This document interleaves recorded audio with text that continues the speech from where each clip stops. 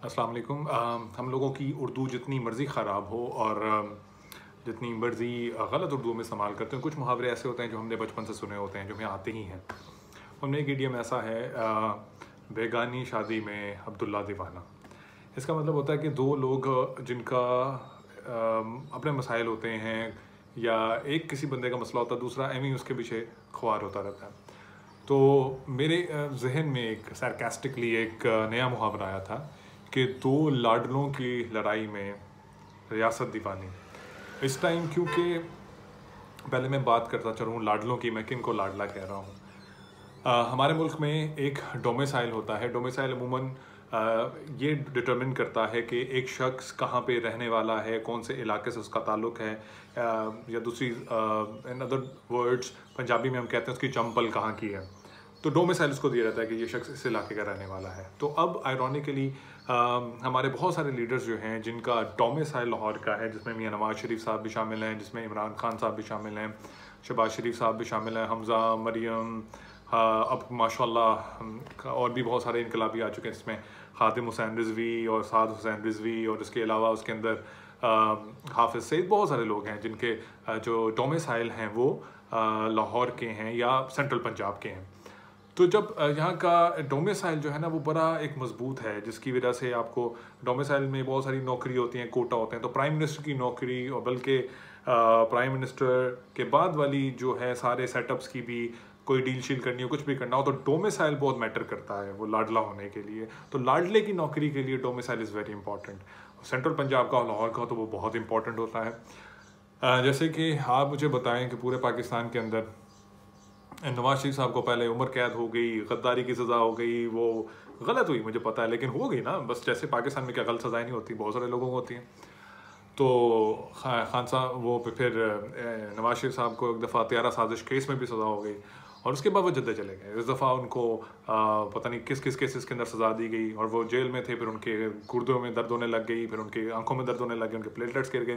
कितने कैदियों के गिरते हैं, लेकिन डोमिसाइल का फ़र्क होता है। तो फिर वो चले गए बाहर, और उसके बाद अदालत ने कहा देखें जी उनकी जान को ख़तरा है, उनको तो जाना पड़ेगा। हुकूमत को भी और पूरी रियासत को भी और न्यूट्रल्स को भी तरस आ जाता है, तो वो चले गए। उसके बाद थी खान साहब जो चाहें करें, चाहे वो मीर जाफ़र कहें, मीर सादिक कहें, जो मर्ज़ी कहें, वो लड़ लेते हैं।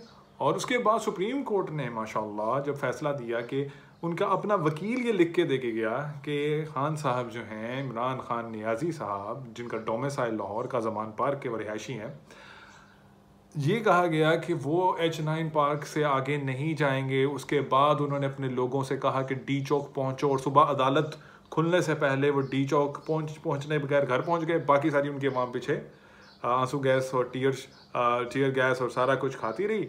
और उसके बाद जब सुप्रीम कोर्ट के पास गई गवर्नमेंट के, देखें ये तो तौहीन अदालत है, इट्स कंटेम्प्ट ऑफ कोर्ट, के इनको ने खुद लिख के दिया था, और यही बात हुई थी कि डी चौक तो नहीं आएंगे।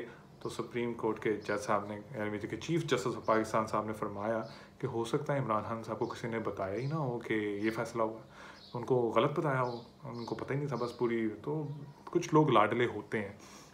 तो दो लाडले हैं, मियाँ साहब भी लाडले हैं, खान साहब भी लाडले हैं, पर बल्कि पंजाब के सभी लाडले हैं। और जो है, चाहे वो इमरान रियाज़ खान हो, चाहे वो नजम सेठी हो, चाहे वो अरशद शरीफ हो, चाहे वो कह सकते हैं, वो कुछ भी कह सकते हैं, वो इधर हों उधर हों, उस पार्टी में हो, जियो में हो, ARY में हो, गालियाँ दें, तारीफ़ करें, कुछ भी कहें, they have a right because they speak Punjabi and they belong to Lahore. तो डोमिसाइल का जो है ना बड़ा जो है ना असर होता है। तो डोमिसाइल का फ़र्क है। मोहसिन दावर के लिए असूल कुछ और होते हैं, अली वज़ीर के लिए इस मुल्क में कानून कुछ और है, बेनज़ीर भुट्टो के लिए कुछ कानून कुछ और है, जुल्फ़िकार अली भुट्टो के लिए कुछ और है, आसिफ ज़रदारी के लिए कुछ और है, और लाडलों के लिए कवानीन कुछ और होते हैं।